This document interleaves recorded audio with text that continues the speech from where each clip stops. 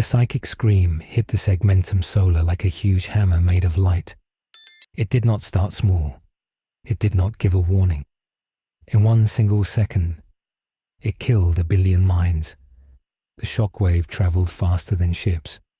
It moved through the warp and tore the fabric of reality. On the Hive world of Ethelgard, the choir of astropaths sat in their tower. There were 500 of them. They were trained to send messages through the nightmare of space. They were strong, but when the red wave hit them, they did not just die. They burst into flames. They did not burn with normal orange fire. They burned with a deep crimson light. The fire did not consume their bodies. It changed them.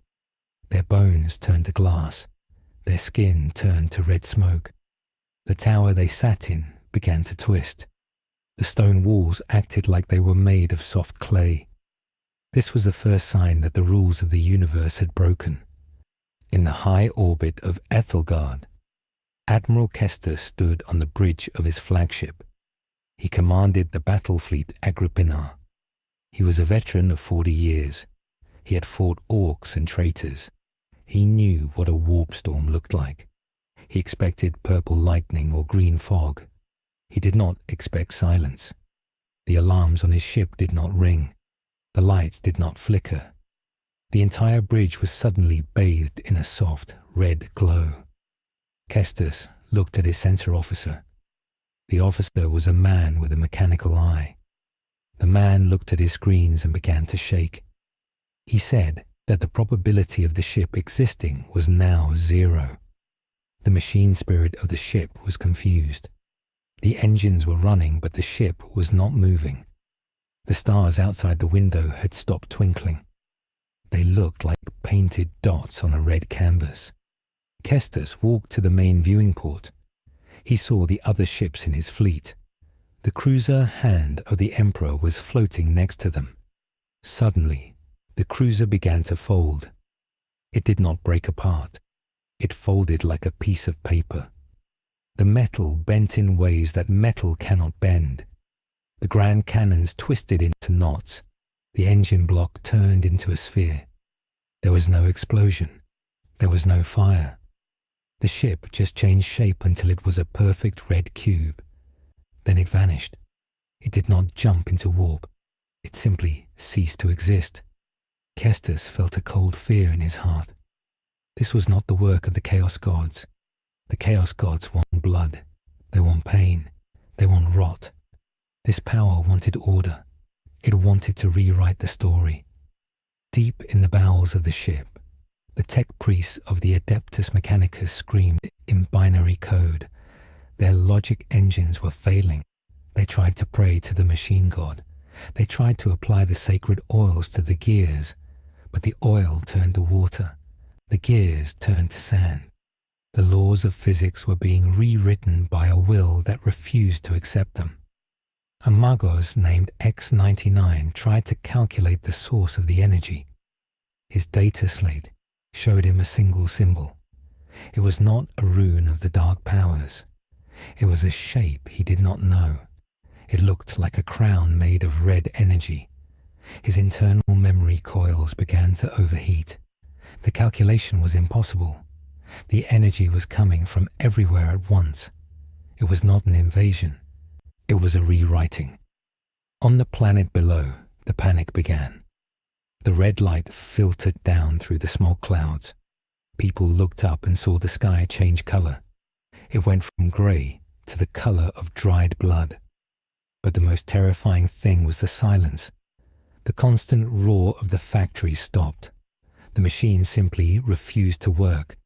The pistons would not fire. The electricity would not flow. A factory that made tank shells for the Imperial Guard stopped moving. The workers stood by the conveyor belts. The shells on the belts began to float. They hovered in the air, defying gravity. Then they turned into red birds. Thousands of explosive shells transformed into flocks of red avian creatures and flew out the windows.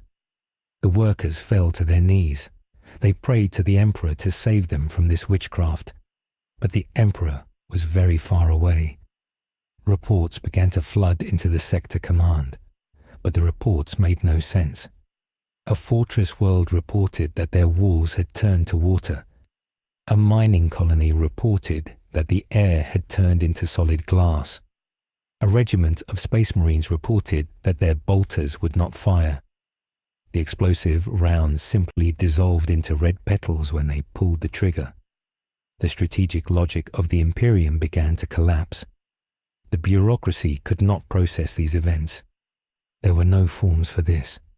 There were no protocols for when reality decides to change its mind. The scribes on Terra would spend centuries trying to understand this day. They would call it the Day of the Red Hex. But for Admiral Kestis, staring out at the red void where his fleet used to be, there was no history yet. There was only the terrible realization that the universe they knew was gone. Someone else was in charge now, and she was not happy. The anomaly did not stop at the Ethelgard system. It expanded like a ripple in a pond of dark water. The red wall of energy moved at the speed of light. It swallowed planets, moons, and asteroids. On the mining world of HEX, the deep core drills were running 20 hours a day. The workers were tired. Their skin was grey from dust. They coughed black phlegm. When the red light passed over HEX, the drills stopped screaming. The dust in the air settled instantly. The grey rock of the mines changed colour. It turned into bright green grass. The tunnels became subway stations with clean white tiles. The tired workers looked at their hands. The grime was gone. Their clothes were no longer rags. They wore colourful shirts and clean trousers. They felt happy. This was the most dangerous weapon the Imperium had ever seen. Happiness without the Emperor is heresy. The people of HEX smiled, and in doing so, they damned themselves. News of the silence in the Ethelgard system took 3 weeks to reach the High Lords of Terra. This was fast for the Imperium. Usually, it took years. But the psychic scream was so loud that astropaths on Holy Terra bled from their eyes. The message was fragmented. It spoke of a red witch. It spoke of reality unraveling.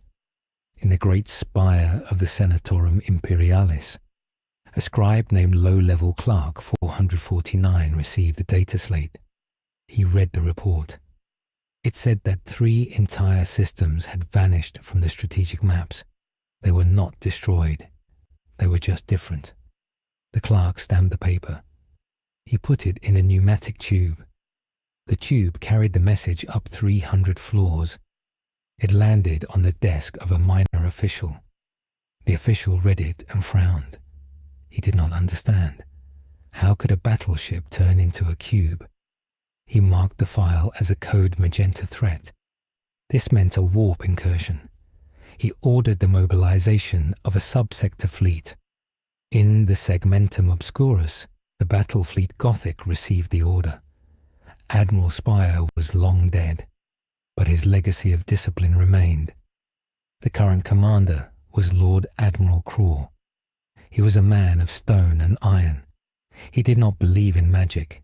He believed in macro cannons. He gathered his fleet at the edge of the Cadian Gate. There were 12 battleships. There were 40 cruisers. There were hundreds of escort ships. The fuel requirements were massive. Thousands of slaves died loading the promethium into the engines. The lower decks of the ships were filled with the screams of the press-ganged crew. This was the cost of movement. To move a fleet, 1 million souls must suffer. Craw looked at his tactical map. The red zone was growing. It was now 5 light years across. He ordered the fleet to jump into the warp. They would exit at the edge of the anomaly. They would burn the corruption out. Alongside the Imperial Navy, the Adeptus Astartes answered the call. The chapter master of the Red Scorpions, Karabkuln, received the distress signal. The Red Scorpions were obsessed with genetic purity. They hated mutation more than anything. This red wave was changing the DNA of everything it touched. It was the ultimate impurity. Cullen mobilized 3 companies. They boarded their strike cruisers. They prayed to the Emperor for steel souls. They checked their bolters. They checked their power armor. Every seal was blessed. Every round was counted. They were the Emperor's angels of death. They did not fear the unknown. They simply prepared to kill it. The journey through the warp was difficult. The currents of the Imperium were agitated. Usually, the warp is a storm of emotions. It is full of rage and hunger. But now, the navigators reported something else. They felt a deep, overwhelming grief. It was not the rage of Khorne. It was not the plotting of Tzeentch. It was the sadness of a mother who has lost her children. The navigators wept in their chambers. Some of them went mad. They clawed at their faces because the sadness was too heavy. The ships shuddered. The Geller fields which protect the ships from demons flickered. But no demons came in. Instead, the corridors of the battleships filled with the smell of home-cooked meals. Crewmen reported seeing their dead mothers walking in the hallways. The commissars shot these crewmen for hallucinating. Morale began to break before they even arrived. When the fleet translated back into real space, they were at the edge of the HEX system. The view was impossible. Space is usually black. Here, space was a soft blue, like a summer sky on an ancient world. The stars were not distant suns. They looked like painted lights. There was an atmosphere in the void. A censor officer on the flagship Divine Right took off his helmet. Admiral Craw shouted at him to stop. The officer took a breath. He did not die. He breathed fresh air. In the middle of deep space there was air. Craw shot the officer with his bolt pistol. This was witchcraft. The laws of nature were being mocked. Craw ordered the fleet to raise void shields. He ordered the weapons batteries to lock onto the nearest planet. The planet HEX was no longer a mining world. It was glowing with a perfect golden light. Craw ordered a bombardment. He wanted to shatter the surface. He wanted to remind this world of the Emperor's wrath. The macro cannons fired. The shells were the size of buildings. They flew through the void. They crossed the barrier of the red energy. As they passed the line, they changed. The massive explosive shells dissolved. They turned into thousands of red balloons. The balloons drifted harmlessly toward the planet. The lances of energy fired from the ship's prows. These were lasers hot enough to boil oceans. When the beams hit the red zone, they turned into streamers of colorful confetti. On the bridge, silence fell. A weapon that could kill a city had been turned into a party decoration. Admiral Craw slammed his fist on the tactical table. He did not panic. He got angry. If long-range fire would not work, he would use boarding actions. He hailed the Red Scorpions. Chapter Master Cullen agreed. The Space Marines would launch a drop pod assault. They would go down to the surface. They would find the source of this magic. They would kill it with chainswords and combat knives. Physical violence was the only language the galaxy understood. The drop pods launched. They were metal coffins wreathed in fire. They streaked toward the planet. Inside one of the pods, Sergeant Adeptus held his bolter. He recited the litany of hate. He focused his mind on the destruction of the mutant. He felt the heat of atmospheric entry. The pod shook. Then, the shaking stopped. The roaring noise of the engines was replaced by a soft hum. The interior of the pod changed. The dark metal walls turned into wood paneling. The hard restraint harness turned into a soft velvet cushion. Adeptus looked at his bolter. The heavy weapon was gone. In his hand, he held a remote control. A television screen appeared on the wall of the pod. It was playing a black and white show about a family living in a small town. Adeptus roared in fury. He tried to punch the screen. His armored fist moved slowly. The air was thick like syrup. The pod landed. It did not crash. It landed gently, like a feather. The door blew open. Avitus charged out. He expected a battlefield. He expected trenches and bunkers. He found a street. It was paved with clean white stone. There were white fences. There were green lawns. The sky was a perfect blue with a smiling sun. A mailman was walking down the street. The mailman was a Tyranid genus dealer, but it was not hissing. It was wearing a blue uniform and a hat. It waved at Avitus with a clawed hand. It carried a bag of letters. Avitus did not hesitate. He lunged at the Xenos. He swung his fist to crush its skull. But as he swung, a laugh track played from the sky. His fist stopped inches from the creature's face. A force field of pure awkwardness held him back. The genus dealer tipped its hat and walked past him. Avitus fell to his knees. His conditioning was breaking. The enemy was not fighting. The enemy was acting out a script. Back in orbit, the situation was getting worse. The flagship Divine Right was being pulled in. The gravity of the red zone was increasing. But it was not normal gravity. It was narrative gravity.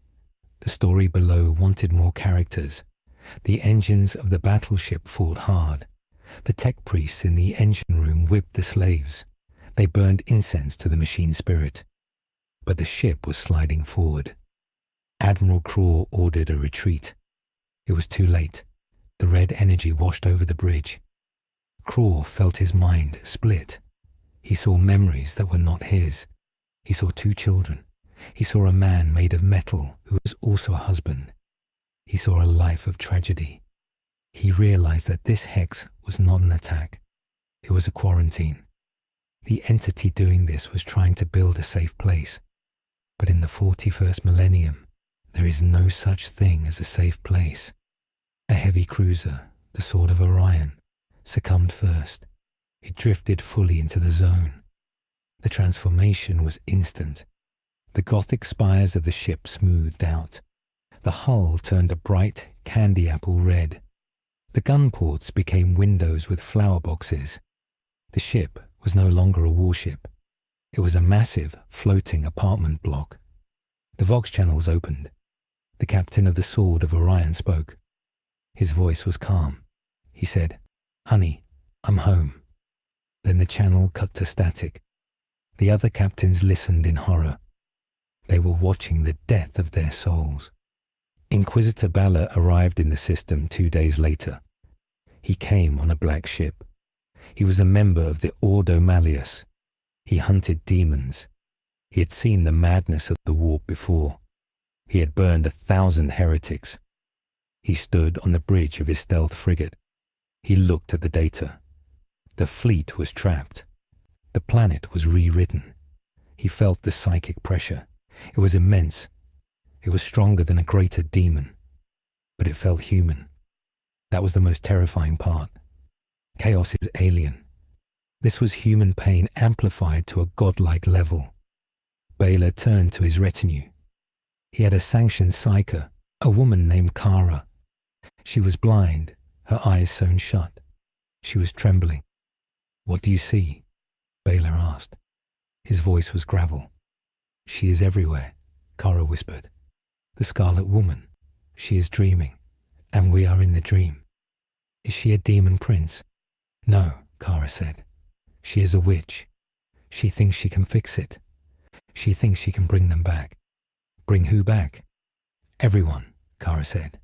"She wants to bring back the dead. She wants to rewrite the history of the galaxy so that nobody has to die." Balor gripped his staff. This was the ultimate heresy. To deny death was to deny the Emperor's sacrifice. To rewrite history was to erase the Imperium. If this witch succeeded, she would not just conquer the sector. She would undo the foundation of humanity. The Imperium is built on piles of corpses. If you take away the corpses, the structure falls. Balor knew what he had to do. He could not fight this with guns. The Space Marines had failed. The Navy had failed. He needed to use the one thing the Imperium had in abundance: cruelty. He had to break her heart. He had to show her that in this universe, dreams always turn into nightmares. But first, he had to get through the blockade. The red energy was expanding again. It was pulsing.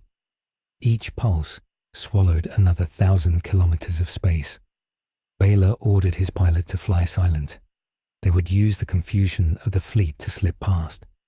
The black ship was small and black as void. It engaged its dampeners. It drifted like debris. They moved toward the planet HEX. As they crossed the threshold, Baylor felt the change. His leather coat felt softer. His bolt pistol felt like a toy. He focused his will. He was an inquisitor. His mind was a fortress. He recited the catechism of iron. He forced his reality to stay stable. He would not become a character in a sitcom. He would remain a killer. On the surface of HEX, Sergeant Adeptus had gathered his squad. They were confused but alive. Their armor was painted in bright primary colors now. Their bolters shot flags that said, "Bang," but they were Space Marines. They were genetically engineered for tactical adaptability. Adeptus realized the rules had changed. Lethal force was impossible, but physical obstruction was possible. They could not shoot the enemy, but they could tackle them. They found a town square. It was filled with citizens of HEX. The citizens were zombie-like, smiling constantly. They walked in loops.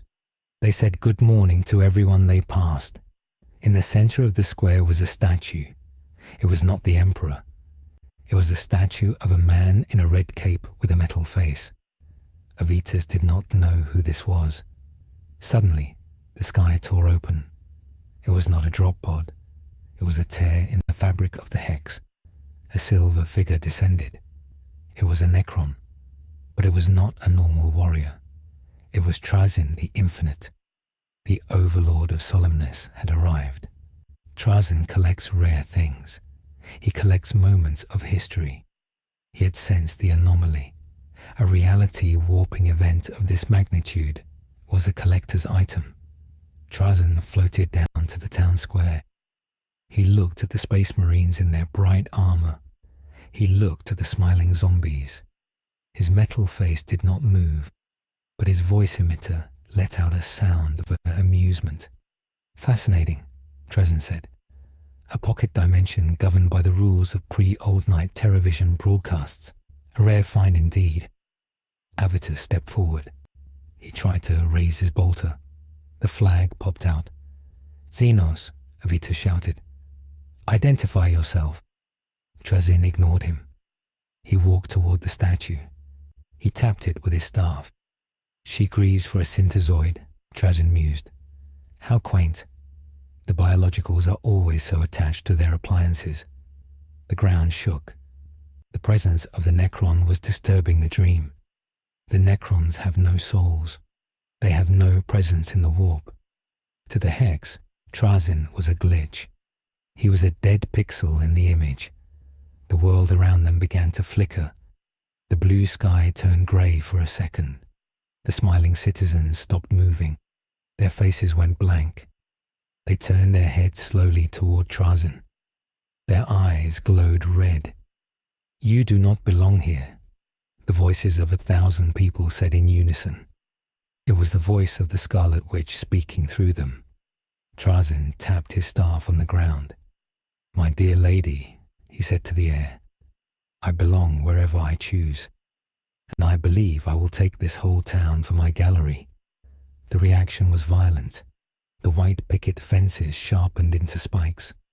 The green grass turned into grasping vines. The friendly Genstealer mailman roared, his biological instincts returning for a split second before the HEX twisted him into a monster made of film reels. The Space Marines formed a defensive circle. They were trapped between a Necron overlord and a reality-warping witch. Adeptus looked at his toy gun. He looked at his fists. He looked at Trazyn. "Marines," Adeptus yelled. "Improvise, adapt, overcome." If they could not shoot, They would use the environment. Brother Hawkers ripped a stop sign out of the ground. It was heavy. It was solid. He swung it like a power axe. It connected with the film reel monster. The monster shattered into clips of old movies. This was the new war. It was ridiculous. It was insane.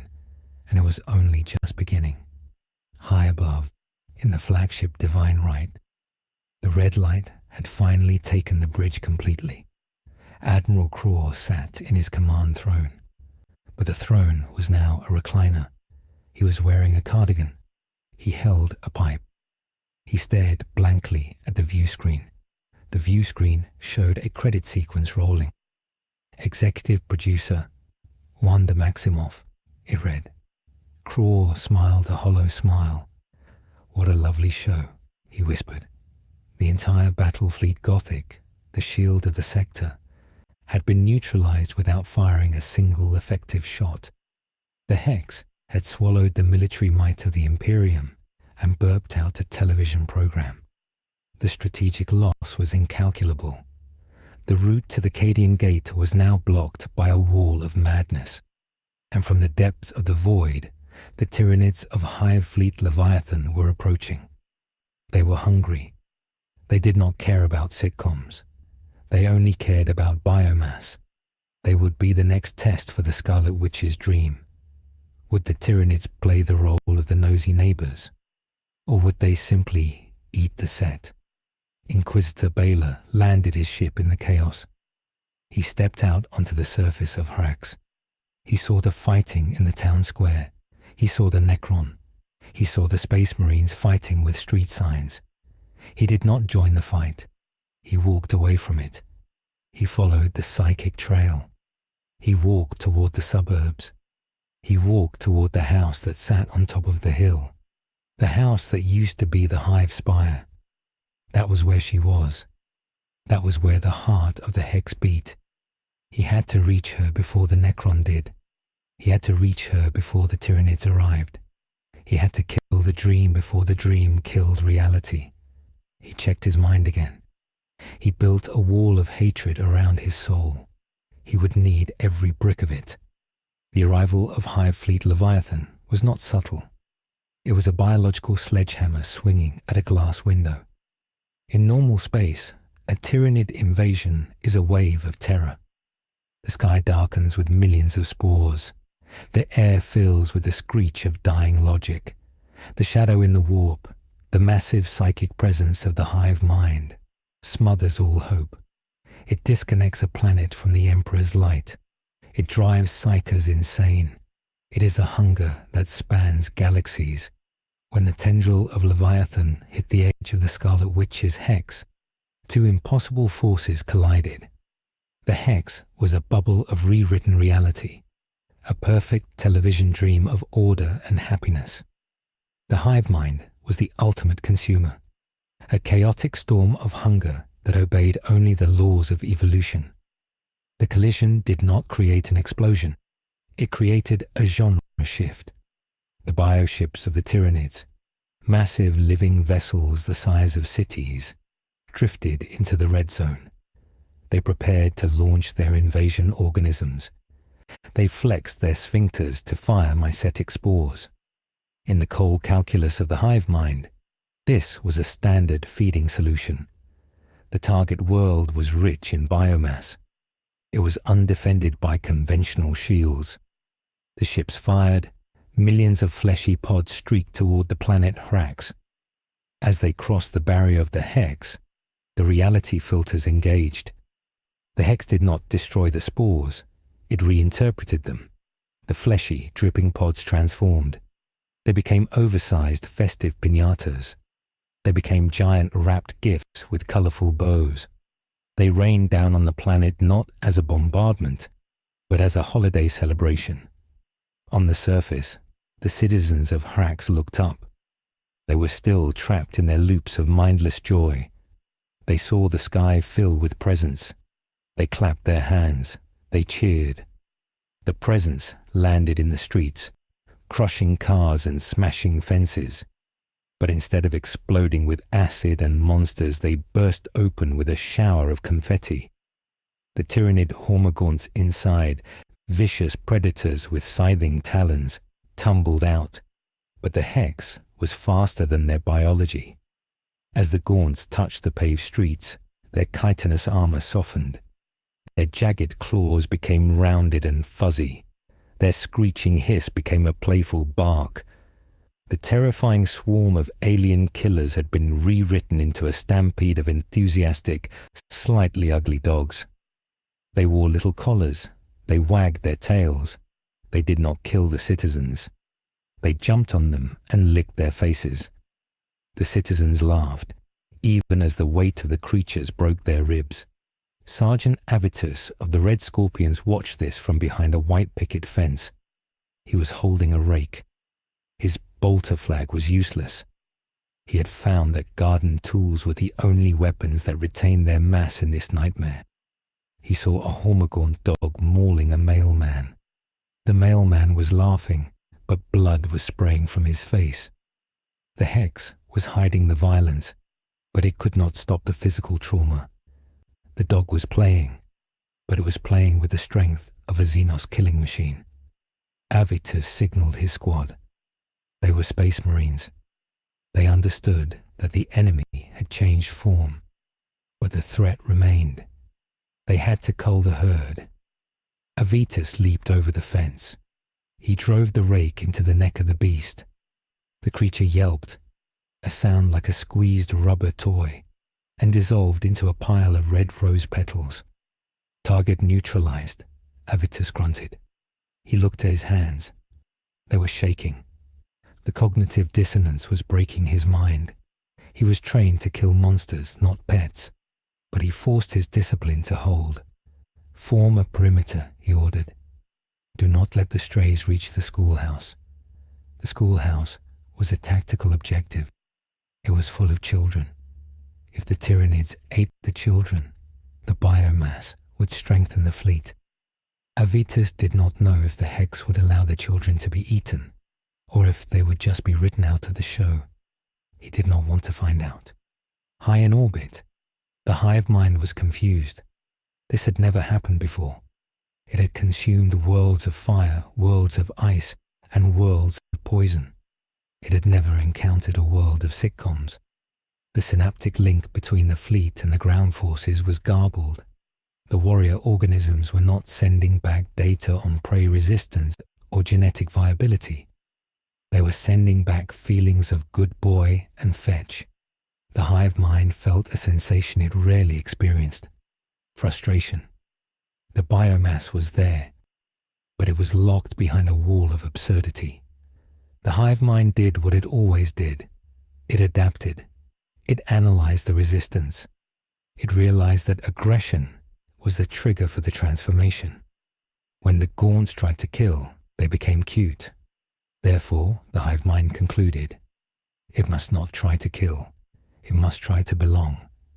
The bioships began to spawn a new wave. These were not warriors. They were infiltrators, lictors, and genestealers. But the hive mind tweaked their genetic code. It suppressed their adrenal glands. It smoothed their carapace. It gave them wide, expressive eyes. It launched them not as invaders, but as guests. The second wave landed. This time, the HEX did not fight them as hard. They fit the script. They were the visiting cousins, or the new neighbors. The lictors, masters of stealth, walked down the streets wearing trench coats and fedoras. They did not attack. They knocked on doors. When a citizen answered, the lictor would mimic human speech. Sugar? It would ask. When the citizen turned to get sugar, the lictor would extend its feeder tendrils and suck the citizen's brain out through their ear. It was quiet. It was off-screen. The HEX allowed it because it happened during the commercial break of the citizen's life. The Tyranids were learning the rules of the genre. In the town square, Trazyn the Infinite watched the invasion with critical eyes. He was fighting a latchguard battle with a squad of dog gaunts. He swatted them away with his staff. He was bored by the combat, but fascinated by the lore implications. The Tyranids were evolving socially. This was a biological impossibility. The HEX was forcing the most single-minded predator in the galaxy to learn acting. Trazyn activated his dimensional oubliette. He trapped one of the dog-gaunts in a stasis field. He wanted to study it later. He wanted to see if the cuteness was genetic or an illusion. Lord Trazyn, his emotionless AI assistant, spoke in his ear. Energy levels in the central structure are spiking. The probability of a genre shift is increasing. The mistress of this realm is becoming agitated. Trazyn looked up at the hill. The house at the top was flickering. The windows glowed with an angry red light. The pleasant blue sky was developing cracks of purple lightning. She senses the bugs, Trazyn said. She is trying to keep the set clean, but there are too many of them. The plot is becoming cluttered. We must advance the storyline before she cancels the series. Trazyn began to move toward the house, but his path was blocked by a sudden plot twist. A massive Tyranid carnifex crashed through a building. The HEX tried to change it. It tried to turn the 10-ton monster into a parade float. But the carnifex was too big, too angry, and too full of the shadow in the warp. The transformation failed halfway. The carnifex was a horrifying hybrid. It had the body of a tank-killing beast, but its head was an oversized, smiling mascot head. It wore a giant bow tie. It roared, and the sound was a distorted, amplified laugh track. It charged at Trazyn. The Necron Overlord sighed. He did not want to use his valuable collection, but he had no choice. He reached into his belt and pulled out a tesseract labyrinth. He threw it. The cube expanded. From inside, a squad of Terminators from the Horus Heresy era emerged. They were world eaters. They were lost in time, frozen in their rage. They saw the mascot Carnifex. They did not care about the HEX. They only saw a target. Blood for the blood god, they screamed. They charged the beast. The violence was so extreme, so raw, that the HEX couldn't filter it all. Red blood sprayed across the white picket fences. The sensor bars of the reality field flickered and failed. For a moment, HEX was a war zone again. Inquisitor Baylor was closer to the house. He was walking through what used to be the commercial district. Now it was a shopping mall. The air smelled of perfume and pretzels. He kept his hand on his bolt pistol beneath his coat. The psychic pressure was immense. The HEX was trying to give him a backstory. It whispered to him that he was a retired police officer looking for his lost daughter. It tried to fill his head with false memories of a little girl named Sarah. Baylor bit his tongue until it bled. The pain anchored him. "My name is Gregor Baylor," he whispered. "I have no daughter. I have only duty." He saw a Tyranid warrior standing at a kiosk. The creature was wearing a vest. It was selling hot dogs. The citizens were buying them. Baylor saw the warrior hand a hot dog to a woman. The sausage writhed. It was a ripper swarm larva. The woman ate it. She smiled. Then she convulsed. She fell to the floor. The warrior watched her with cold, alien eyes. It was studying the effect of the toxin. It was science. Baylor drew his pistol. He walked up to the kiosk. The warrior hissed at him, a low sound hidden by the mall music. "No ticket," Baylor said. He shot the warrior in the face. The bolt round exploded. The HEX tried to turn the explosion into a puff of smoke, but Baylor's will was too strong. He was an inquisitor. His faith was a weapon. The round blew the creature's head apart. Green ichor splattered the hot dog stand. The music in the mall stopped. Every shopper froze. They all turned to look at Baylor. Unscripted action, they droned in unison. "Retake, retake." The floor of the mall began to dissolve. The tiles turned into quicksand. Baylor ran. He scrambled up the escalator, which was turning into a slide. He had to get to the exit. He had to get to Wanda. Inside the house on the hill, the Scarlet Witch was pacing. She was not the comic book hero. She was a woman on the edge of a nervous breakdown, fueled by the power of a chaos god. She wore a dress from the 1950s. Her kitchen was perfect, but outside the window, the world was burning. She could feel the itch of the Tyranids. They were like ants at a picnic. They were ruining everything. "Vision," she called out. Her husband walked in from the garage. But this was not the vision of her universe. In the grim darkness of the 41st millennium, there are no synthezoids with infinity stones. There are only servitors and necrons. Wanda had built her husband out of what she could find. The figure that entered was a patchwork nightmare hidden behind a glamour. Under the illusion, he was a necron pariah, a soulless anti-psyker machine welded together with the organic parts of a custodes corpse she had found in Trazyn's collection, which she had raided mentally. He moved with a stiff, jerky grace. His eyes were green, glowing lenses. "Yes, dear," the vision said. His voice was metallic but smoothed by her magic. "The neighbors are being very rude," Wanda said. Her eyes glowed red. "And there is a man in a trench coat coming up the driveway. He has a very loud mind. Shall I speak to them?" Vision asked. "No," Wanda said. "I think it's time to change the channel. I don't like this show anymore. It's too violent." She raised her hands. The red energy flared. The entire planet of HEX shuddered. The HEX expanded again. This time, it did not just rewrite the surface. It rewrote the time period.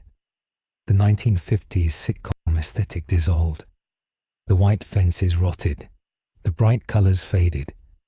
The world shifted into the gritty, sepia-toned aesthetic of a 1990s conspiracy thriller.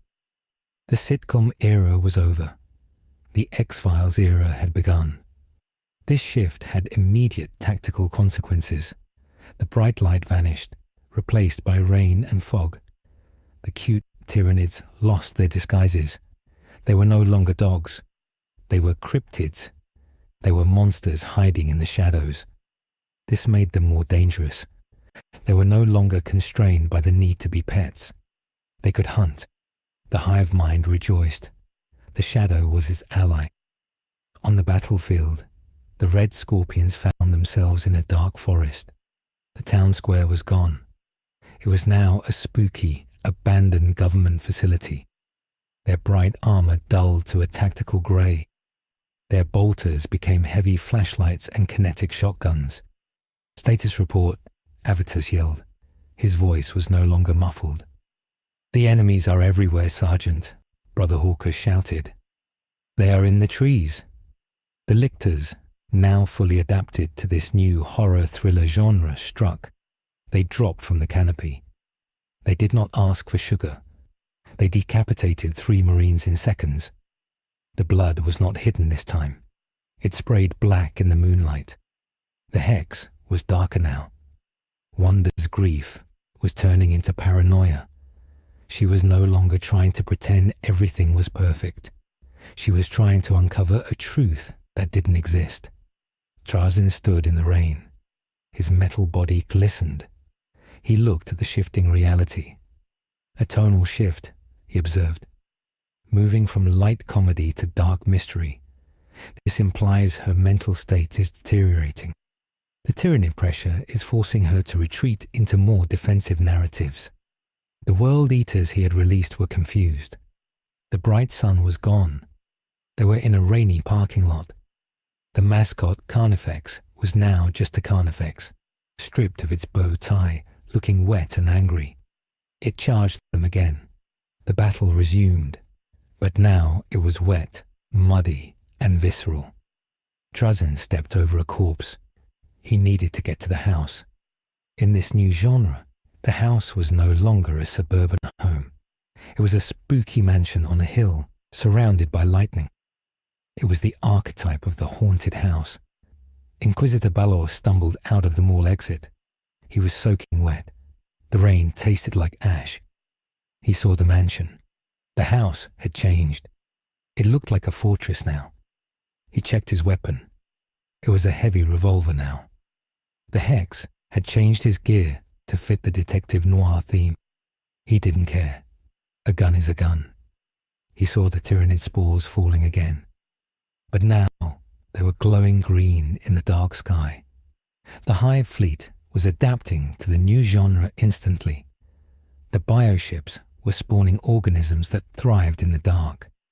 Genestealers were perfect for this. They were the ultimate movie monsters.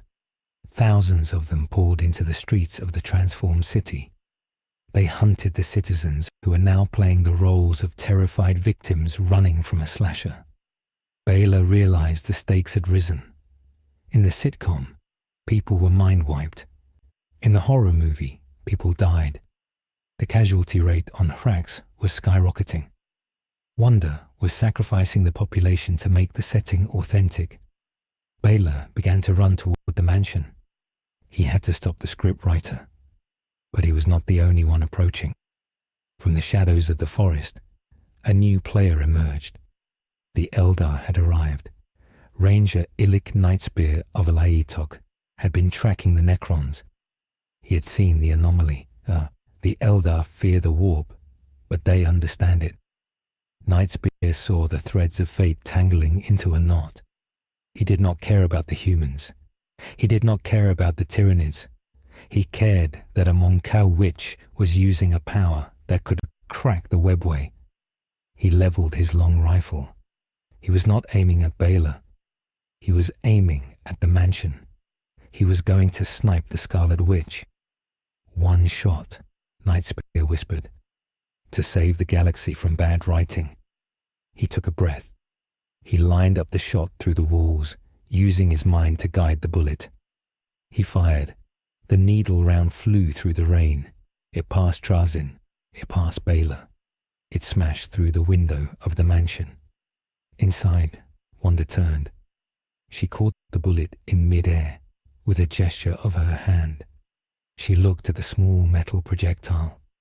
She frowned. "No spoilers," she said. She flicked her wrist. The bullet reversed course. It flew back out the window. It accelerated. It flew faster than light. It tracked Nightspear back through the forest. The ranger realized his mistake too late. The bullet struck his rifle, exploding the power cell. Nightspear was thrown back into the mud. He survived, but he was exposed. The Tyranids in the trees heard the explosion. They turned their heads. The hunter had become the prey. The Imperium had a foothold, but was confused. The Tyranids were adapting to the horror genre and hunting freely. The Necrons were pushing through the script with brute force. The Eldar were compromised. And at the center of it all, Wanda Maximoff was rewriting reality to match her darkening mood, dragging the entire sector into a spiral of paranoia and fear. The sitcom was cancelled.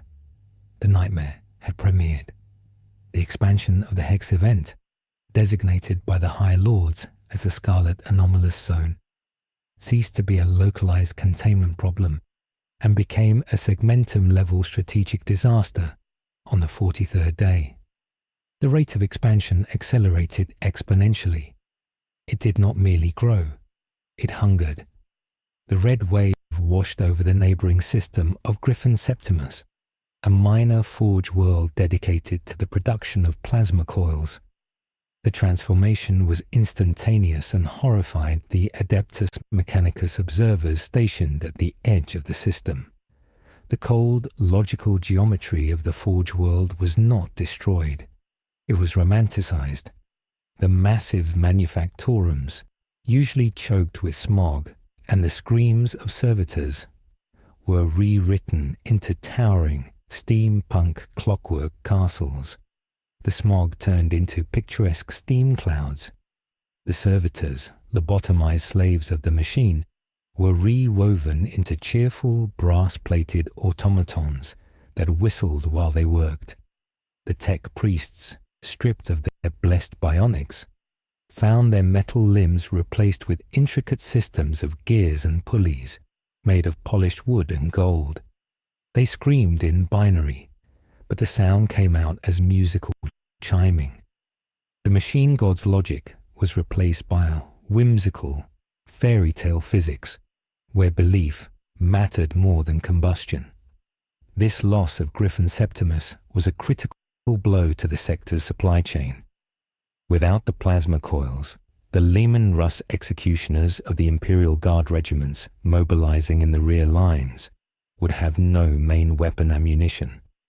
The Departamento Munitorum could not process the request forms because the planet listed as the supplier no longer existed in the database as a factory. It was listed by the corrupting data spirit of the HEX as the Toymaker's workshop. The logistical machine of the Imperium ground to a halt. 1 million soldiers on the waiting transport ships began to starve because the supply lines were routed through a fairy tale that did not recognize the concept of standard rations. This was the first true strategic chain reaction. The HEX was not just trapping ships. It was dismantling the administrative cohesion of the Imperium of Man. And inside the zone, on the planet HEX, the genre shift had hardened. The noir thriller atmosphere had degraded under the relentless pressure of the Tyranid invasion. The narrative could not sustain a mystery when the monsters were eating the cast in plain sight. The reality shifted again. It settled into a war movie, but not a realistic one. It was a glorified, heroic, desperate war movie. The rain stopped. The sky turned a permanent, smoky orange. The ruins of the suburbs became a shattered cityscape of rubble and dramatic lighting.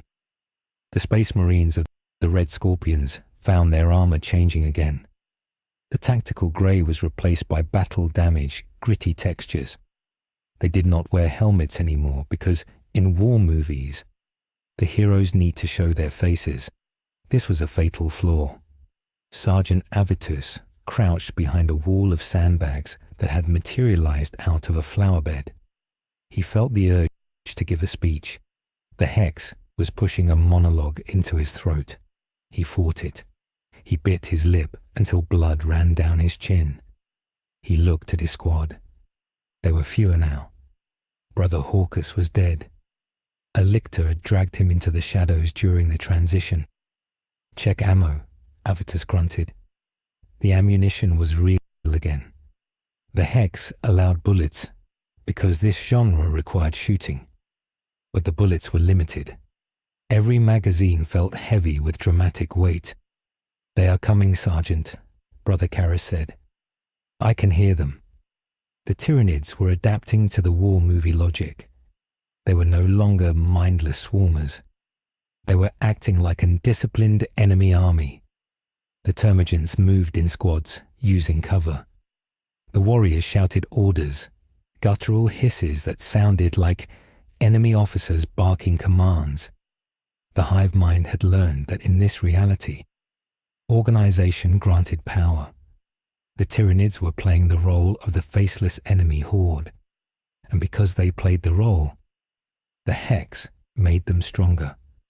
Their flesh-borer beetles hit harder. Their chitin was thicker, resistant to the shrapnel of cinematic explosions.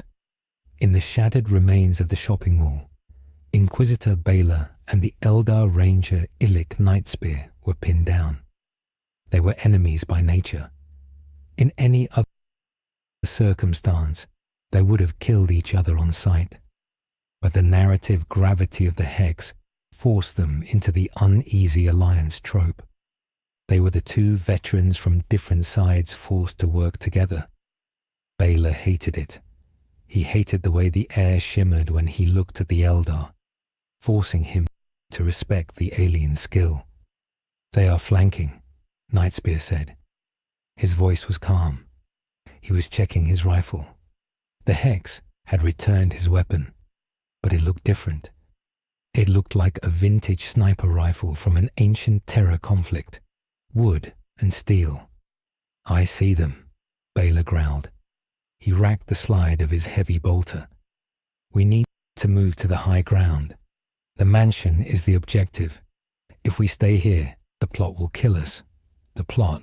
Nightspear asked, raising an eyebrow. The story wants a tragedy, Baylor explained, firing a burst that blew a Genestealer apart. It wants a last stand. If we stay in one place, the enemy waves will become infinite. We have to advance. We have to break the script. They moved. They ran through the ruins of the city. The Tyranids pursued them. But the hive mind was doing something new. It was experimenting with the magic. A zoanthrope floated over the rubble. It was a brain bug, a psychic conduit for the hive mind. Usually, it shoots warp blasts, but inside the HEX, it tapped into the red energy. The zoanthrope glowed with crimson power. It did not fire a blast.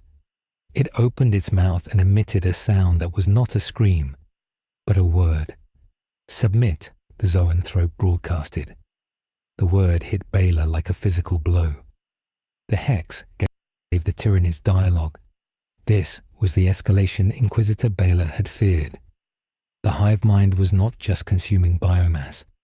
It was consuming the concept of language. If the Tyranids learned to talk, to negotiate, to cast spells, they would become unstoppable. The zoanthrope raised a claw, and the rubble around them lifted into the air.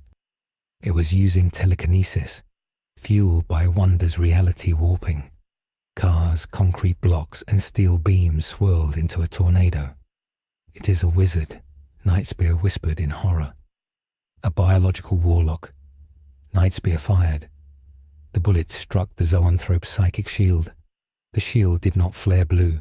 It flared red. The bullet turned into a flock of moths. The zoanthrope laughed, a dry, rasping sound. It threw a bus at them. At the house on the hill, the situation was collapsing. Wanda Maximoff was in labor. The stress of the invasion, the constant genre shifts, and the psychic screaming of 1 billion dying souls had triggered a creation event. She was not pregnant in the biological sense. She was pregnant with power. She wanted a family. She wanted a future. And the chaos energy permeating the sector gave her exactly what she wanted, twisted by the grim darkness of the 41st millennium. The Vision, the Necron pariah, stood guard. He was agitated. His anti-psychic field was usually void, a calm spot in the warp, but Wanda's power was overwhelming it. He was vibrating. His metal skin was cracking. Wanda, the machine said, the structural integrity of the reality bubble is failing. You must stop. No, Wanda screamed. She was lying on a bed made of woven starlight. The room was tearing apart. The wallpaper peeled away to reveal the cold void of space. They are coming. My boys are coming. She screamed, and the scream tore a hole in the materium. From the red light, 2 figures emerged. They were not babies. They were born as adolescents, fully formed by the narrative need for agency. The first was Billy. He did not cry. He floated. His eyes were deep pools of blue fire. He was a psyker of alpha plus great potential, born of a human witch and the raw stuff of the warp. The air around him froze. The second was Tommy. He blurred. He did not stand still. He vibrated so fast he was invisible. He was a creature of kinetic energy, a speedster whose very movement caused friction burns on the fabric of time. My children, Wanda wept. She reached out. Billy looked at his mother.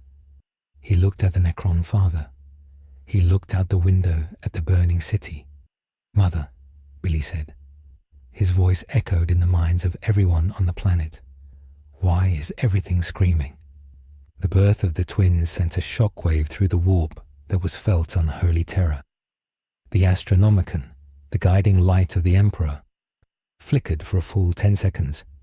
Navigators across the galaxy went blind.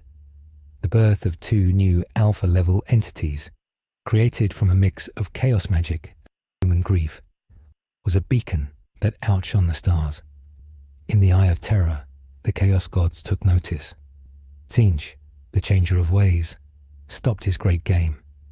He looked at the Ethelgard system. He saw the intricate web of stories, the rewriting of history, the magic born of sorrow. He smiled. This was a masterpiece of deceit. He did not want to destroy it. He wanted to direct it. He sent his blue scribes to start whispering in Wanda's ear. Khorne, the blood god, was furious. The violence was fake. It was movie violence. No blood flowed for real in some parts of the HEX. He roared, and his roar emboldened the Tyranids. He pushed the Hive mind to be more brutal, to break the PG-13 rating of the HEX and make it R-rated. Back on Hrax, the strategic situation for the Necrons changed. Trazyn the Infinite felt the arrival of the twins. His sensors spiked. Two unique entities, Trazyn noted. One manipulating warp probability. One manipulating local physics velocity. Acquisition priority, absolute. Trazyn was done playing with the Tyranids. He needed to breach the mansion. He tapped his staff, activated the protocols of the Nihilak dynasty. He did not summon warriors. He summoned architecture. From the ground beneath the city, massive black obelisks erupted. They were made of blackstone. Blackstone is a substance that can dampen or amplify the warp. Trazyn was using it to stabilize the set. He was building a cage around the mansion. The obelisks rose through the rubble, smashing through the ruins of the fake city. They hummed with a null field. The HEX fought back. Wanda sensed the cage. She didn't want to be caged. She wanted to be free. "Billy," she cried, "stop the bad metal man." Billy looked at the rising black towers, raised his hand. He spoke a single word. Rust. The spell was absolute. The blackstone did not rust, for it is stone. But the mechanisms controlling it, the Necron technology that powered the dampeners, aged 1,000,000 years in a second. The obelisks groaned and crumbled into dust. Trazyn stumbled. His own body stiffened. His necrodermis began to corrode. He was immortal, but inside the HEX, immortality was just a character trait that could be retconned. Trazyn realized he was in danger of being written out of the series. Impossible, Trazyn glitched. Logic, failing.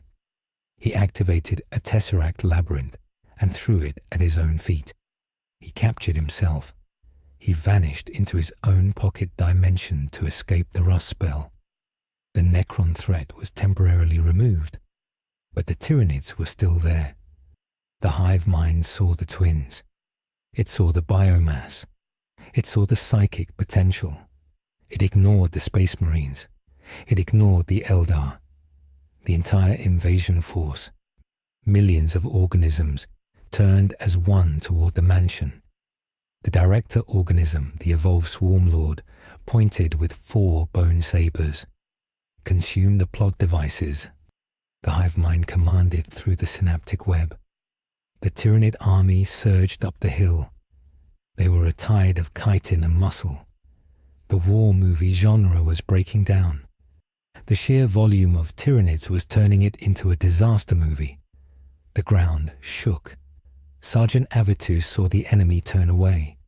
He saw them heading for the civilians on the hill. He saw the lightning storm around the mansion. "Squad," Avitus yelled. "Pursue. We must intercept." "Sergeant," Brother Karras warned. "We are out of ammo. We are out of grenades." Avitus looked at his empty bolter. He looked at the wave of monsters. He remembered the Codex Astartes. But the Codex had no advice for this. He looked at the environment. The HEX provided. "Fix bayonets," Avitus ordered. "If we die as Astartes." But as they charged, the genre shifted again. desperation of the Space Marines, their willingness to die for a cause, resonated with Wanda's emotions.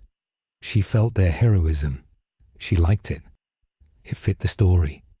Suddenly, the Space Marines were not running. They were riding. The rubble beneath them transformed. The debris assembled into mechanical steeds. Motorcycles made of chrome and thunder appeared between their legs. Their empty bolters morphed into shining energy swords. The soundtrack of the universe swelled with orchestral music. The Red Scorpions became the Knights of the Round Table, 40K style. They roared their engines and charged into the flank of the Tyranid swarm. It was glorious. It was ridiculous. It was effective. They cut through the Tyranids with swords of pure narrative light. Inside the mansion, the vision was dying. The rust spell had touched him too. His machine parts were seizing up. Wanda held him. "Don't leave me," she sobbed. "We just started the family." "Wanda," the vision rasped. "This reality, it is built on pain. You are feeding the monsters outside. You are feeding the warp." "I can fix it," Wanda insisted. "I just need more room. I need more space to write the happy ending." She stood up. Her eyes were solid red. She looked at her sons. "Billy, help me push the walls back. Tommy, run to the edge of the world and push it." The twins obeyed. Tommy vanished. He ran. He ran so fast he broke the sound barrier, then the light barrier. He ran to the edge of the system in a nanosecond. He hit the boundary of the HEX and pushed. Billy focused his mind. He grabbed the fabric of the warp and pulled. The expansion was cataclysmic. The HEX exploded outwards. It did not just take the next system. It took the subsector. It swallowed the Tyranid Hive ships in orbit. The massive biovessels, usually the masters of the void, were enveloped in the red dream.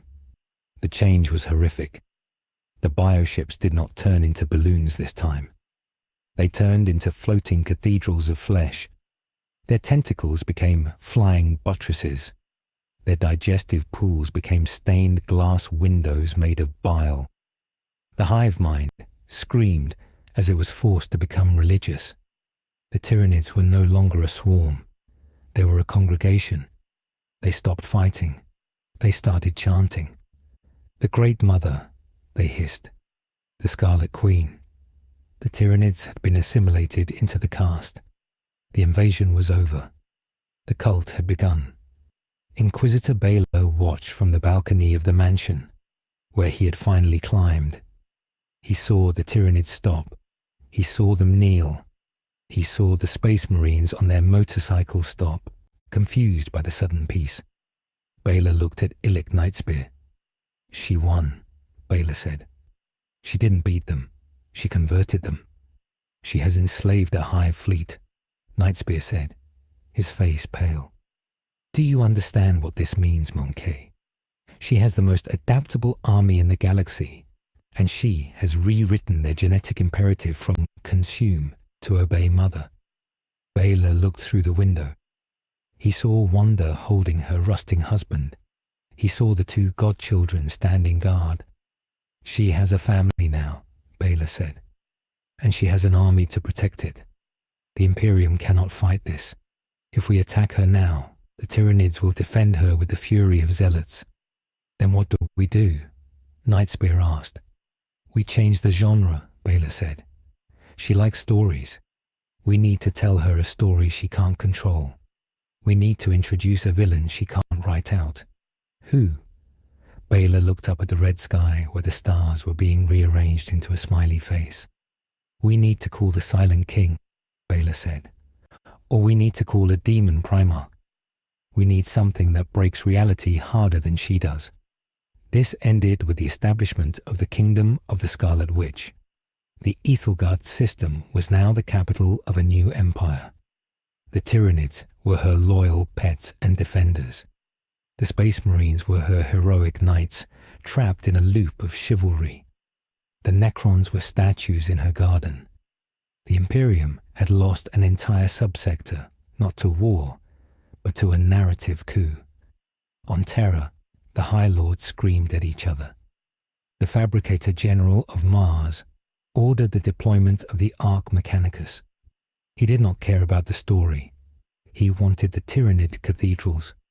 He wanted the technology of the alteration. He authorized the use of forbidden weaponry from the dark age of technology. The quarantine was broken. The war for the soul of reality had escalated. Wanda Maximoff sat on her throne in the mansion, watching her sons play with a pet carnifex.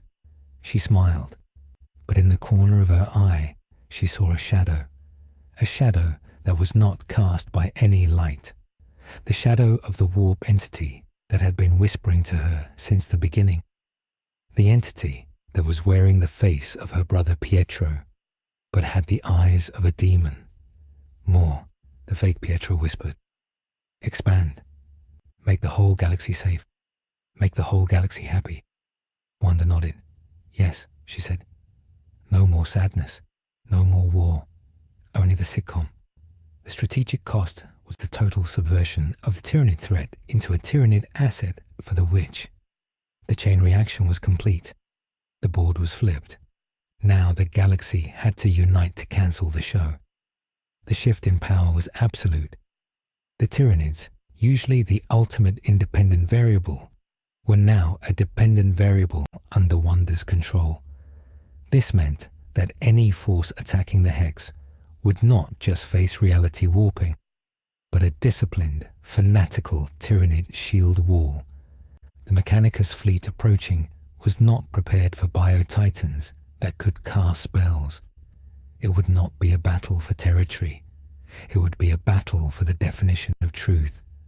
And Inquisitor Baylor, trapped in the center, realized that the only way to kill a story is to give it a terrible ending. He touched the comm bead in his ear. He began to broadcast a message on all frequencies. He was not calling for help. He was broadcasting spoilers. He was reading the names of the dead. He was trying to inject grief back into the system to poison the happiness. It was a small choice, a whisper against a scream, but it was the only weapon he had left. The broadcast from Inquisitor Baylor was not a scream. It was a list. He sat in the radio room of the mansion on the hill. The room was decorated like a study from an old detective movie. There were shadows and dust. Baylor held a heavy microphone. He pressed the transmit button. The frequency he chose was the emergency channel of the Imperial Guard. It was the channel used to announce defeat.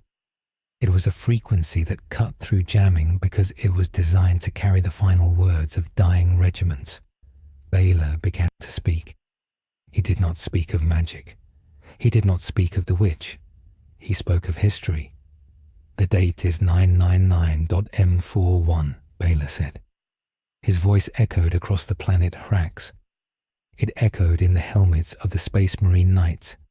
It echoed in the biological receivers of the Tyranid congregation. The Cadian Gate has fallen. The planet Cadia is broken. The Great Rift has torn the galaxy in half. The Emperor sits on the golden throne, but he is a rotting corpse. He does not smile. He screams in silence. There is no peace amongst the stars. There is only an eternity of carnage and slaughter. The effect of these words was small at first. It was like a drop of black ink in a glass of clear water. The perfect blue sky of the HEX flickered. For a second, the real stars appeared. They were cold and distant. The smiling sun turned grey. On the streets of the city, the citizens stopped walking. They held their heads. The narrative of the HEX was built on the idea that everything could be fixed. Baylor was introducing the concept that some things are broken forever. This was poison to the Scarlet Witch's dream. Wanda Maximoff sat on her throne. She heard the voice. It was coming from inside her house. She stood up. Her dress, which was made of red silk and starlight, rippled. "Who is saying that?" she asked. Her voice was trembling. "It is just static, Mother," Billy said. The boy floated next to her. He looked worried. I can make it stop." "No," Wanda said. "It is not static. It is a story I do not like. It is a story about pain." She put her hands over her ears, but the voice continued. Baylor read the names of the planets destroyed by Exterminatus. He read the casualty lists of the Armageddon Wars. He forced the grim darkness of the actual universe into the bubble of fantasy. Outside, the Space Marine Knights of the Red Scorpions felt the pain. They were riding their chrome motorcycles. They were patrolling the borders of the kingdom. When the voice hit them, they braked. Sergeant Avitus fell off his bike. He clutched his head. The helmet of his shining armor melted away. His real face was exposed. It was scarred. It was old. The illusion of the noble knight was cracking. He remembered the truth. He remembered the taste of promethium and the smell of burning orcs. He remembered that he was a killer, not a hero. "The lie," Avitus gasped. "The lie is sweet. The truth is ash." The Tyranid congregation reacted differently. The hive mind is a biological computer. It processes data. The data Baylor was feeding it was contradictory to the religious cult programming Wanda had installed. The Tyranids began to twitch. The bio-titans stopped singing their hymns. They started to drool acid again. The control was slipping. The small choice to speak the truth was unraveling the entire strategic tapestry of the sector. But the massive outcome was not what Baylor expected. He thought the HEX would dissolve. He thought Wanda would surrender to the grief. He was wrong. He forgot that he was dealing with a power that could rival the Chaos Gods. When you corner a wounded animal, it bites. When you corner a reality-warping witch with the truth, she does not accept it. She declares war on it. A new alarm began to ring. It was not a siren from the planet. It was a proximity alert from the edge of the system. The villain that Baylor had predicted had arrived, but it was not a demon. It was the Adeptus Mechanicus, the Arch Mechanicus ship, Iron Diktat, translated from the warp. It was a vessel the size of a continent. It was not built for beauty. It was built for dominance. It was a relic from the dark age of technology, a ship that possessed a machine spirit so old and powerful that even the High Lords of Terra feared it. The ship was commanded by Archimagos Vulcanus. He was more metal than man. He had removed his emotions centuries ago. He did not care about the story. He did not care about the tragedy. He saw the HEX as a data error, and he was the delete key. "Analyze," Vulcanus commanded. His voice was a burst of scrap code. "Target identified," the logic engines replied. "Class Omega minus reality hazard. Composition, 90% warp energy, 10% biomass. Status, unsanctioned joy." "Solution," Vulcanus said. "Purge." The Iron Diktat did not fire lasers. It did not fire shells. It powered up a weapon that had been forbidden for 10,000 years. It was an ontological nullifier. It was a weapon that fired a beam of pure mathematics. It enforced the laws of physics on a localized area. It was the anti-magic. It was the weaponization of no. The beam fired. It was invisible to the naked eye, but the effect was instant. It hit the outer layer of the HEX. The red energy screamed. The happy ending barrier shattered. The beam traveled toward the planet HEX. As it passed through the Tyranid cathedral ships, it did not blow them up. It corrected them. The floating cathedrals of flesh suddenly remembered gravity. The flying buttresses turned back into tentacles. The stained glass windows turned back into bile sacs. But the biology could not support the structure. The ships collapsed. They imploded under the weight of their own impossible existence. Millions of tons of Tyranid meat rained down into the void. The cult was deleted.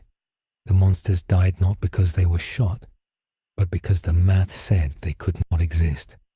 On the surface, the sky tore open. The beam of the Mechanicus hit the atmosphere. The orange clouds of the war movie vanished. The sky turned a cold, hard black. The sun became a burning ball of gas, stripped of its smiley face. The laws of thermodynamics slammed back into place. The temperature dropped. The air became thin. Wanda screamed. This time, it was a scream of physical pain. The truth beam of the Mechanicus was burning her skin. It was trying to delete her children. Billy fell to the ground. His body flickered. He was a construct of magic. The nullifier beam was unraveling his code. "Mother," Billy cried, "I'm fading." Tommy tried to run, but the friction of the air returned. He tripped and crashed into a wall, breaking his arm. The cartoon physics that protected him were gone. He was a mortal boy now, and he was bleeding. Wanda looked at her bleeding son. She looked at the fading ghost of her other son. She looked at the sky where the cold metal ship of the Mechanicus was erasing her world. In the corner of the room, the fake Pietro, the demon in disguise, smiled. This was the moment. "They are hurting them, Wanda," the demon whispered. "The machines, the cold, heartless machines. They don't want you to be happy. They want you to be a number. They want to file you away." Wanda's eyes stopped glowing red. They went black. The scarlet energy around her darkened. It turned the color of dried blood. "They want reality," Wanda whispered. "They want the laws of physics." She stood up. The ground beneath the mansion cracked. The cracks did not stop at the foundation. They went down to the core of the planet. "I will give them a new law," Wanda said. This was the strategic pivot. The Mechanicus had made a fatal error. They assumed they were fighting a psyker. They assumed they could suppress the warp energy with logic. They did not understand that Wanda did not just use the warp. She rewrote the rules. By attacking her children, they shifted her motivation from protection to vengeance. The genre changed one last time. It was no longer a war movie. It was a disaster movie. But the disaster was not a volcano or an earthquake. The disaster was Wanda. Wanda walked out onto the balcony. She ignored Baylor. She ignored the spoiler broadcast. It didn't matter anymore. She looked up at the iron diktat in orbit. She raised both hands. She did not throw a fireball. She reached into the concept of the ship itself. "No more machines," she said. The HEX expanded. It moved faster than light. It hit the Mechanicus ship. The effect was terrifying. The iron diktat was a vessel of immense complexity. It had plasma reactors, void shields, and cogitator banks. It relied on the precise movement of electrons and the flow of energy. Wanda simply decided that electricity was boring. She decided that gears were too loud. The iron diktat died. It did not explode. It just stopped. The plasma in the reactors turned into jelly. The electricity in the wires turned into red vines. The cogitators, which held the knowledge of 10,000 years, turned into blocks of wood. The thousands of tech priests on board, who relied on their bionics to live, began to suffocate. Their metal lungs turned into solid iron. Their mechanical hearts stopped beating. In 1 second, the most powerful ship in the sector became a floating tomb. But the spell did not stop there. The No More Machines decree traveled down to the planet. Inquisitor Baylor was still holding the microphone. The microphone turned into a flower. The radio console turned into a piano. The gun on his hip turned into a banana. Baylor looked at the banana. He realized he had pushed her too far. He had wanted to ground her in reality. Instead, she had destroyed the very concept of technology. The Space Marines of the Red Scorpions were riding their motorcycles. Suddenly, the engines vanished. The wheels became legs. The metal armor became cardboard. They were riding horses made of paper. Their power swords became sticks. Sergeant Avitus looked at his stick. He looked at the Tyranids. The Tyranids were biological. They were not machines. Wanda's curse did not hurt them. In fact, it helped them. The logic that the Mechanicus had tried to impose was gone. The religious control Wanda had was also gone, broken by her rage. The Tyranids were free, and they were hungry, and the Space Marines had sticks. The slaughter began instantly. The Tyranid swarm, no longer confused by costumes or genre tropes, reverted to their primal instinct. They saw the Space Marines. They saw the defenseless humans. They saw the biomass. They surged forward. Avitus screamed a command, but his vox grill was gone. He shouted with his human voice, "Hold the line." He hit a Hormagaunt with his stick. The stick broke. The Hormagaunt bit his arm off. There was no power armor to stop the teeth. Avitus fell.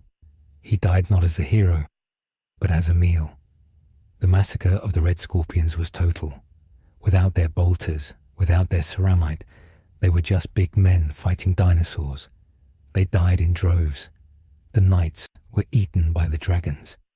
Up at the mansion, the situation was spiraling into madness. Wanda was floating in the air. She was rewriting the planet to suit her grief. She was turning the city into a dark, twisted forest of thorns. She was building a wall of pure psychic static around the system. The Vision, her husband, was a machine. The curse hit him too. He fell to his knees. "Wanda," he choked. His voice box was turning into a bird. "No," Wanda cried. She realized what she had done.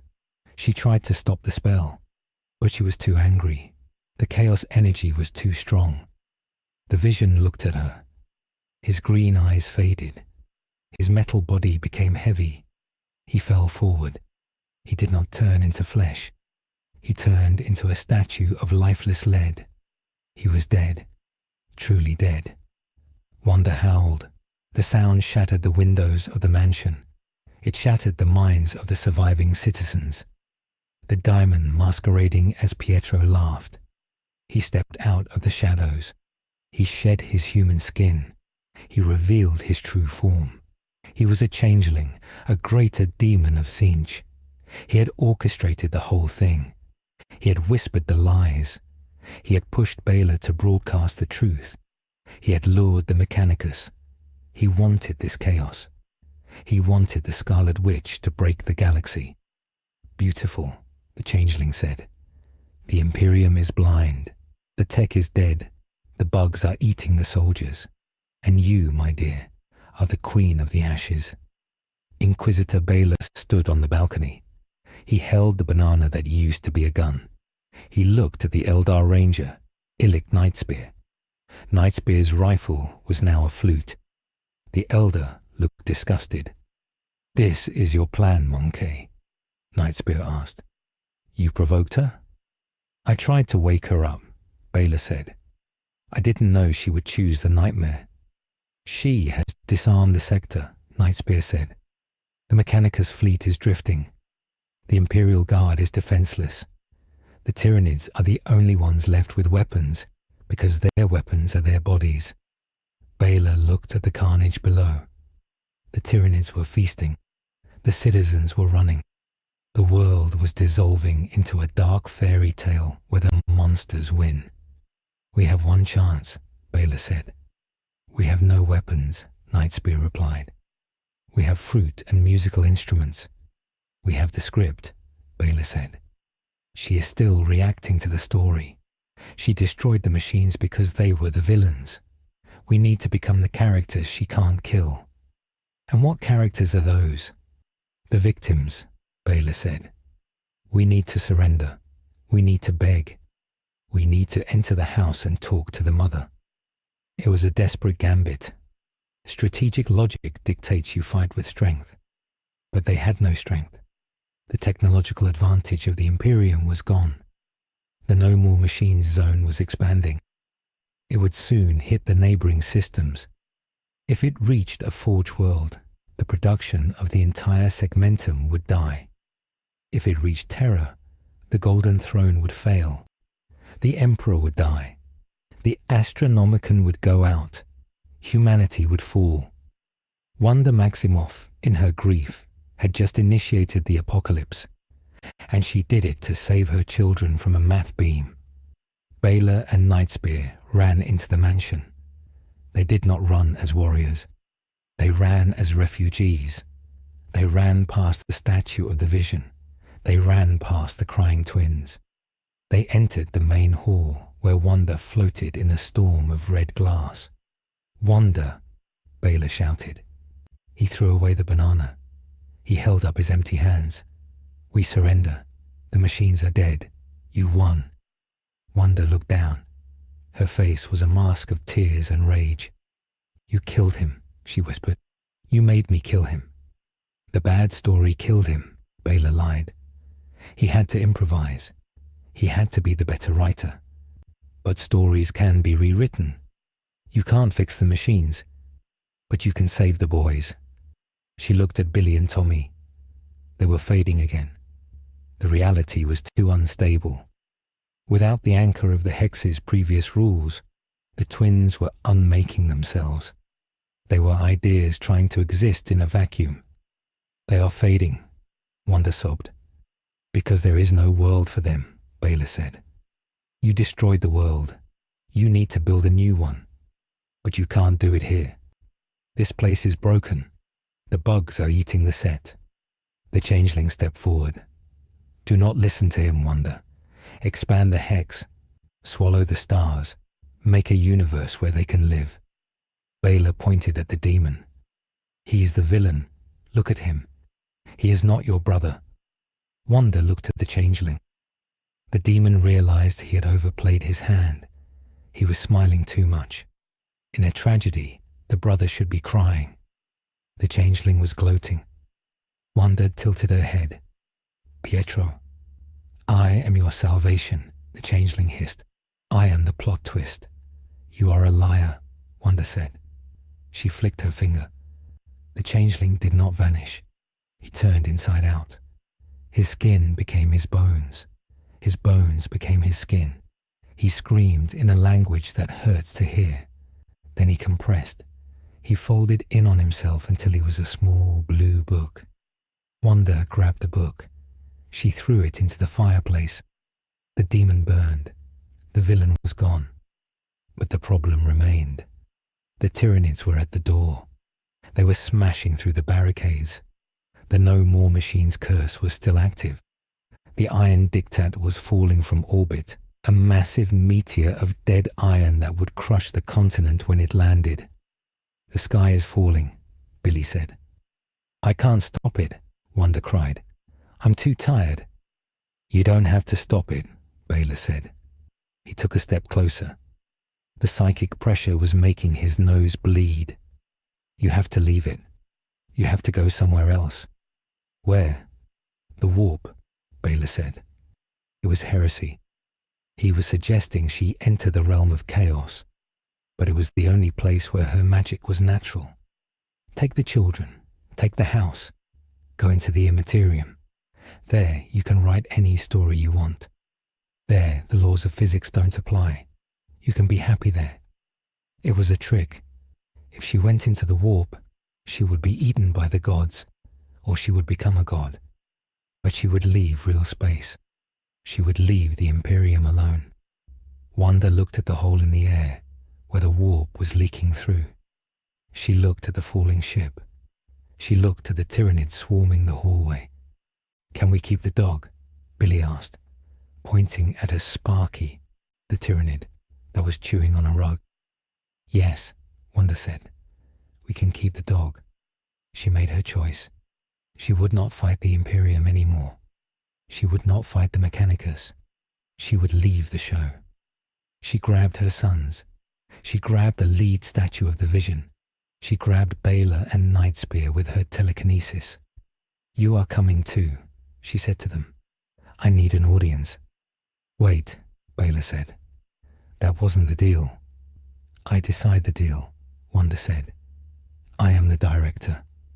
The Hex did not expand. It inverted.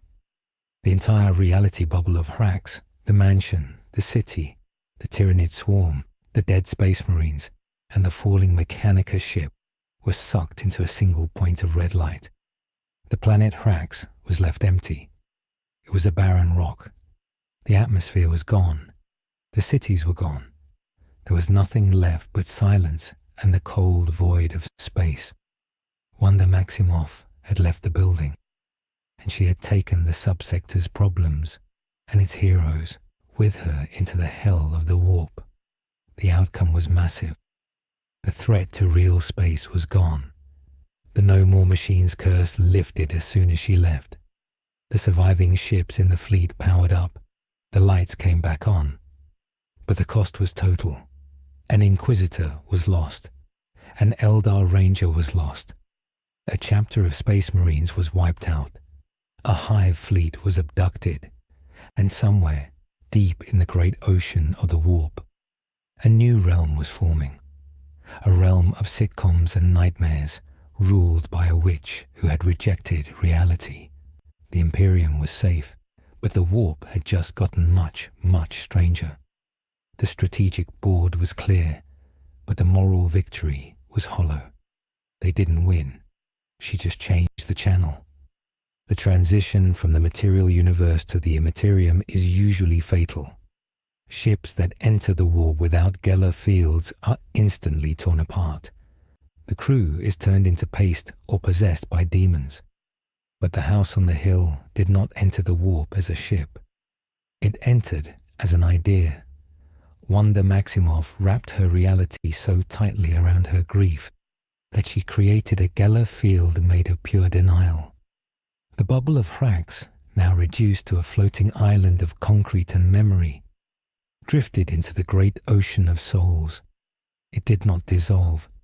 It bobbed on the tides of madness like a cork.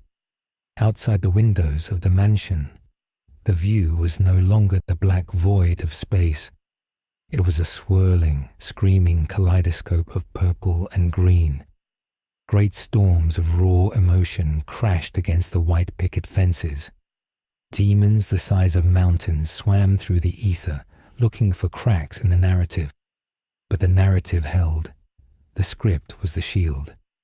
Inside the mansion, the sitcom continued.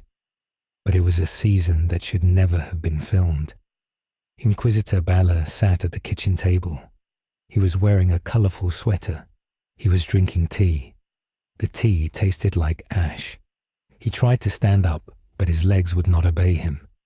The script said he was Uncle Gregor, the grumpy relative who always sat at the table. He was trapped in the blocking. Across from him, Illic Nightspear was polishing the silverware.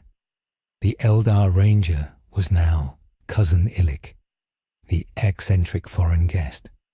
Nightspear's face was a mask of horror. He was thousands of years old. He had walked the webway. Now he was trapped in a loop of domestic servitude. His mind was screaming, but his mouth was smiling. "More tea, Uncle Gregor?" Nightspear asked. "Yes, thank you, cousin," Balor replied. He wanted to scream. He wanted to draw his weapon, but he had no weapon. He only had a teacup. The horror of the situation was absolute. They were conscious. They knew who they were, but their bodies were puppets controlled by Wanda's subconscious desire for a full cast. Wanda was in the living room. She was pacing. The lead statue of the Vision stood in the corner. She had put a hat on it. She had painted eyes on the metal face. She talked to it constantly. "The boys are doing well in school," she told the statue. Billy got an A in math. Tommy ran the track team. The twins sat on the rug. They were flickering violently. In the warp, thoughts are things. Billy and Tommy were thoughts given form. But without the laws of physics to constrain them, they were becoming monsters. Billy's blue fire was burning holes in the carpet. It was burning holes in reality. Through the holes, Balor could see the eyes of demons peering up from the floorboards. "Mother," Billy said. His voice sounded like 1,000 people whispering at once. "The floor is hungry. Don't be silly, dear, Wanda said. Floors don't eat people. That's just the house settling. She was lying. She knew she was lying. But if she admitted the truth, the bubble would pop. And if the bubble popped, the ocean would rush in.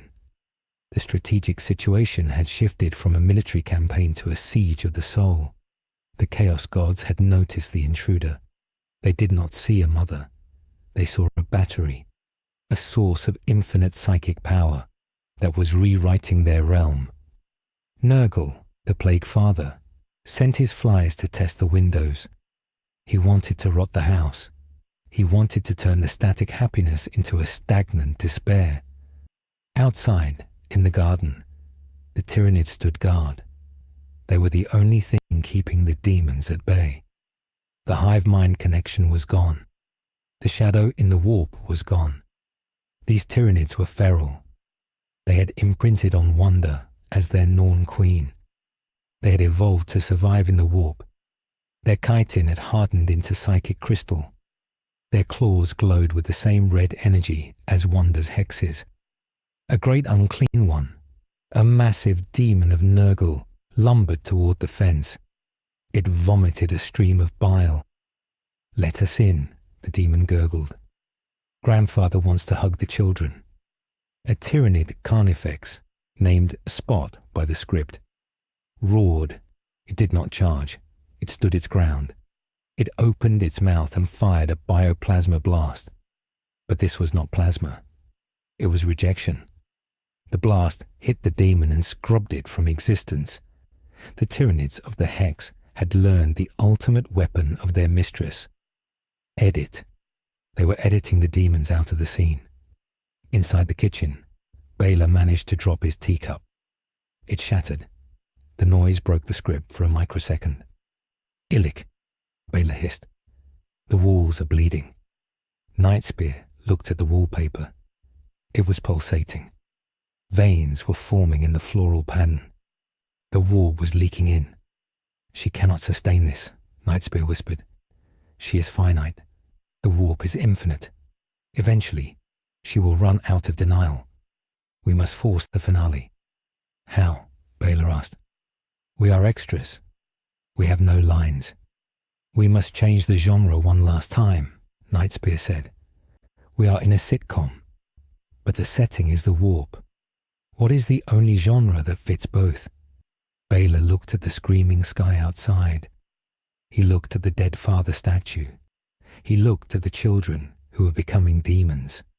"A Greek tragedy," Baylor said. "The hero must lose everything to understand the lesson." The attack began at dinner time. It did not come from Nurgle. It came from Tzeentch. The changer of ways was insulted that someone else was manipulating fate. He did not send soldiers. He sent a plot hole. The front doorbell rang. Wanda froze. She was serving a roast chicken that was actually a manifest thought of hunger. "Who is that?" she asked. "I didn't write a guest." "I'll get it," Tommy said. He zoomed to the door. He opened it. Standing there was not a person. It was a mirror, but it did not reflect Tommy. It reflected what Tommy truly was. A shard of soul stuff. A desperate wish made of magic. Tommy looked into the mirror and screamed. He saw that he wasn't real. The realization shattered his form. He dissolved into silver mist. The mist was sucked into the mirror. "Tommy!" Wanda screamed. She ran to the door. She blasted the mirror with red energy. It shattered, but the damage was done.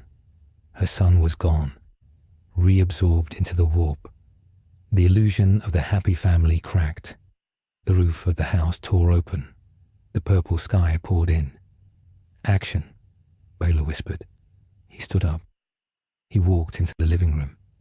The script tried to stop him. It tried to make him sit back down and tell a joke. Baylor bit his tongue off. He spat the piece of meat onto the floor. The pain cleared his mind. He was an inquisitor. He was made of iron will. "Wanda," Baylor shouted. Blood poured from his mouth. "The script is over. The ratings are 0. Look at your house." Wanda spun around. Her eyes were burning holes in reality. "You ruined it," she screamed. "You let the bad man in." "I am not the bad man," Baylor said. "I am the critic. Look at Billy." Wanda looked at her remaining son. Billy was floating in the center of the room, but he was not a boy anymore. The warp was filling him. He was growing horns. His skin was turning into blue scales. He was becoming a lord of change. The magic that made him was resonating with Tzeentch. "Mother," Billy said. His voice was a screech of metal. "I know everything. I see the past and the future. I see that I am a lie." "No," Wanda cried. She grabbed him, but her hands passed through him. He was becoming immaterial. "Stay with me. Stay in the story." "The story is a cage," Billy said. "And I have wings." Billy exploded. He did not die. He ascended. He turned into a burst of pure psychic energy and flew out the hole in the roof. He joined the storms of the warp. He became a new demon prince of magic, born of a mother's grief and a galaxy's madness. Wanda fell to her knees. She was alone. Her husband was a statue. Her children were gone. The house was filling with the laughter of the chaos gods. This was the unavoidable offer. Baylor knew it was coming. The warp does not give gifts. It makes trades. Wanda had traded her sanity for a family. Now the trade was being called in. Baylor walked over to her. He put a hand on her shoulder. The red energy lashed out at him, burning his skin, but he did not pull away. "Wanda," Baylor said, "you have to close the door." "I have nothing left," she whispered. "If I close the door, I am alone in the dark." "You are not alone," Baylor said. "You have your audience." He pointed to the window. The Tyranids were there. They were fighting a bloodthirster of Khorne. They were dying to protect the house. They were her loyal beasts. "And you have a duty," Baylor said. "You created this hole in the universe. If you don't close it, the water will rush in and drown everything. Not just here, back home, Terra, the place where real people live." "I hate them," Wanda said. "They took my vision away." "Yes," Baylor agreed. "The galaxy is cruel. It took everything from me too. But we do not burn it down. We endure it." Suddenly the house shook violently. A new presence arrived. It was not a demon. It was a golden light. It shone through the cracks in the floorboards. It burned the demons that were trying to enter. It was the light of the Astronomicon. The Emperor sat on his golden throne light years away, but his beacon reached even into the deep warp. The light touched Wanda. It did not comfort her. It judged her. It revealed the truth of her actions. It showed her the billions she had killed by rewriting reality. It showed her the Inquisitors, the Space Marines, the innocent citizens of HEX who are now just dust floating in her memory. Wanda recoiled. "Stop looking at me." "He sees everything," Baylor said. "He is the ultimate director, and he is offering you a choice. You can become a demon, a slave to the laughter outside, or you can become a jailer." "A jailer." "Keep this bubble," Baylor said. "Keep this madness contained. Do not let it expand. Do not let it return to real space. Stay here in the warp and hold the line. Be the scar that never heals."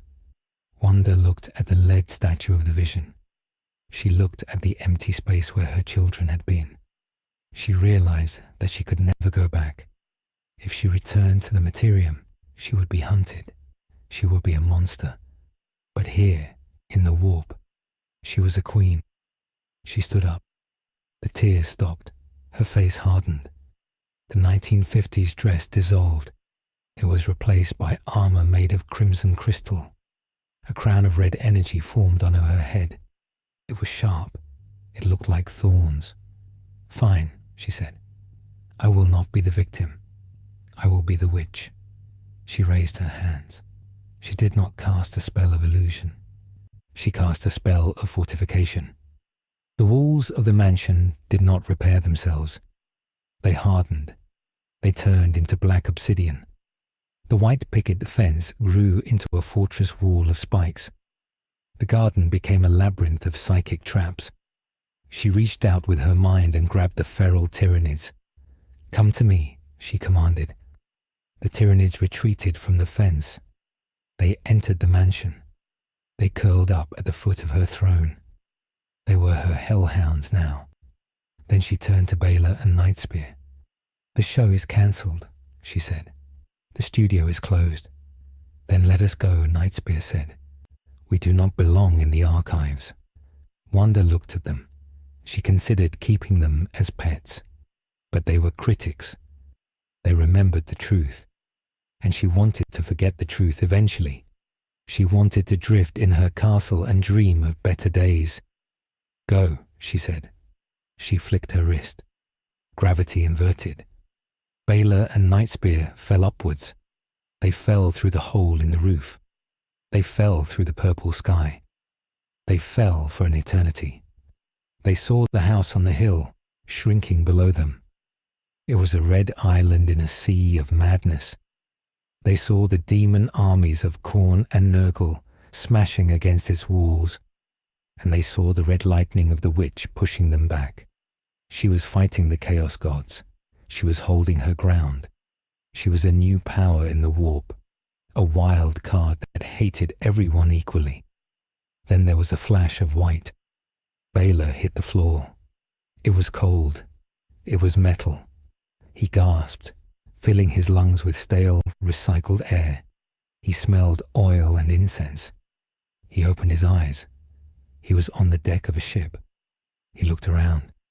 He was on the bridge of a grey night strike cruiser, the Hammer of Titan. A Terminator stood over him. The giant silver warrior had his stormbolter aimed at Baylor's head. "Identify," the Grey Knight boomed. Baylor coughed. He sat up. He looked next to him. Illic Nightspear was there too, unconscious but alive. "I am Inquisitor Gregor Baylor," he croaked. "Ordo Malleus. Authorization code Vermilion 00. The Grey Knight lowered his weapon slightly. "You just materialized out of a warp rift, Inquisitor. We tracked a massive empiric discharge. The rift has sealed." "Sealed?" Baylor asked. "Yes. The HEX system is gone. There is nothing there but a localized warp storm. It is stable. It is small. But our navigators say it is singing. Singing. It sounds like a lullaby," the Grey Knight said. "It is driving the astropaths mad." Baylor stood up. He walked to the viewing port. He looked out at the stars. They were real stars. They were cold and distant. He was back in the grim darkness. He was back in the reality where the only peace is death. He felt a pang of loss. For a moment in the madness, there had been tea. There had been a green lawn. It was a lie, but it was a beautiful lie. "It is not a lullaby," Baylor said. "It is a warning." The strategic aftermath was categorized immediately. The HEX anomaly was designated as a Perdita zone. No ships were allowed within 10 light years. The Grey Knights established a permanent blockade.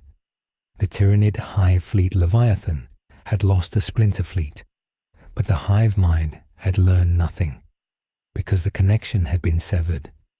The witch Tyranids were lost to the warp, a myth that would terrify travelers in the Imperium for millennia. The Mechanicus declared the technology of the sector tainted and ordered a purge of all data records regarding the Iron Diktat. They erased the memory of their defeat. They pretended the ship was lost to an accident. They could not admit that a woman had simply said no to their machines. But the biggest change was in the warp itself. The great game of the Chaos Gods had a new player. The Scarlet Witch was not a god. She was not a demon. She was a wound. She sat in her fortress, surrounded by her monsters, and she hoarded her power. Sometimes she would lash out. A ship passing too close would vanish, pulled into her domain to become a guest star in a new episode of Torment. Sometimes she would weep, and her tears would manifest as psychic rain that washed away the memories of entire planets. Tzinch tried to bargain with her. She ignored him. Khorne tried to break her. She banished his armies. She wanted nothing. She had everything. She had her grief. Baylor wrote his report. He sat in his quarters on the Grey Knight ship. He used a quill and parchment. He wrote down the names of the Red Scorpions who had died. He wrote down the tragedy of the vision. He wrote down the birth of the demon Prince Billy. He knew the Inquisition would lock this report in the deepest vault on Titan. No one would ever read it. It was a heresy too dangerous to exist. The idea that a human could carve out a kingdom in the warp was a poison to the Imperial Creed. But Baylor wrote it anyway. He was the historian. He was the chronicler. He finished the page. He signed his name. He looked at the date. It was the dawn of the 42nd millennium. The galaxy was broken in half. The Cicatrix Maledicta split the sky. Robert Gilliman had returned. The Indomitus Crusade was beginning. The universe was moving on. The story of the Scarlet Witch was just a footnote in a history written in blood. End of series, Baylor whispered. He closed the book. But in the warp, the show never ends. Inside the house on the hill, Wanda sat on her throne. The lead statue of the Vision was still there. She patted its cold hand. "Don't worry, dear," she said to the silence. "The neighbors are gone. It's just us now." She looked at the Tyranid Carnifex sleeping on the rug. She looked at the blue fire of her son flying in the storm outside. She smiled. It was a broken, jagged smile. "We have all the time in the world," she said. "Let's watch a rerun." She waved her hand. The reality of the room shifted. The colors became bright again. The laugh track played from the walls. The tragedy was buried under a fresh coat of paint. The Scarlet Witch closed her eyes and dreamed. And in her dream, everyone was happy. Everyone was safe. And no one, not even the gods, dared to change the channel. The convergence was complete. The catastrophe was contained. But the cost was the creation of an eternal horror. The Imperium survived because it sacrificed a piece of its soul. The Tyranids evolved into something new. The Necrons lost a collector, and Wanda Maximoff won the only victory available in Warhammer 40,000. She chose her own damnation. The timeline was scarred. The HEX was permanent. And in the dark void between the stars, if you listen closely to the static of the Vox, you can sometimes hear the faint, distorted sound of applause. The records of the HEX anomaly were officially sealed by the Ordo Hereticus 3 days after Inquisitor Baylor returned. The file was marked with the highest grade of secrecy. It was not just forbidden to read it. It was forbidden to know that the file existed. The scribes who transcribed Baylor's verbal report were executed. The servitors who processed the data were crushed into cubes and jettisoned into the sun. The Imperium does not tolerate the idea that reality is flexible. To the High Lords of Terra, the loss of the subsector was listed as a warp storm event. They blamed Lorgar. They blamed the Great Rift. They never blamed a mother who missed her children. It was a lie, but it was a safe lie. The Imperium is built on safe lies. 50 years later, the area of space where the HEX system used to be is still empty. It is called the Scarlet Void. Navigators refuse to look at it. When a ship travels near the edge of this void, the crew reports strange symptoms. They do not get sick. They do not bleed. Instead, they feel a sudden, overwhelming urge to sit down. They feel a desire to be part of a family. Captains have reported mutinies where the crew did not want to kill the officers, but simply wanted to have a group hug. The commissars execute these crewmen immediately. Happiness is considered a sign of corruption in this sector. The Imperial Navy patrols the perimeter, but they keep their distance. They know that something is watching them from the other side of the veil. Inquisitor Gregor Balla did not return to active duty. The experience in the HEX broke something inside him that could not be fixed with prayer or surgery. He retired to a monastery on a quiet agri-world. He spent his final years in silence. He never spoke to anyone. He never drank tea. He never watched the vid screens. The monk said that he was afraid of silence. He kept a radio in his room, tuned to static. He said the static was the only honest sound in the universe. When he died, they found a note under his pillow. It was not a confession. It was a review. It said simply, the pacing was slow, but the ending was inevitable. The Eldar Ranger, Illic Nightspear, returned to his craft world. He was cleansed by the Spirit Seers. They removed the memories of the domestic servitude from his mind. But the Eldar say that he is different now. He does not hunt near the Eye of Terror anymore. He avoids the threads of fate that look like red string. The Harlequins, the warrior dancers of the Eldar, who serve the laughing god, find the story of the Scarlet Witch very funny. They have made a play about it. In the play, the universe is eaten by a giant mouth that is smiling. Nightspear does not watch the play. He knows that the smile is full of teeth. In the deep warp, the legend of the Witch Queen has grown. It is whispered among the demons. They tell tales of a fortress that cannot be breached. They talk about the red hounds that guard the gates. These are the Tyranids that were taken. They have changed. They feast on demon flesh. They do not obey the hive mind. They obey the lady. Ships that get lost in the warp sometimes drift near her domain. Most are never seen again, but a few have escaped. The survivors speak of a house on a hill.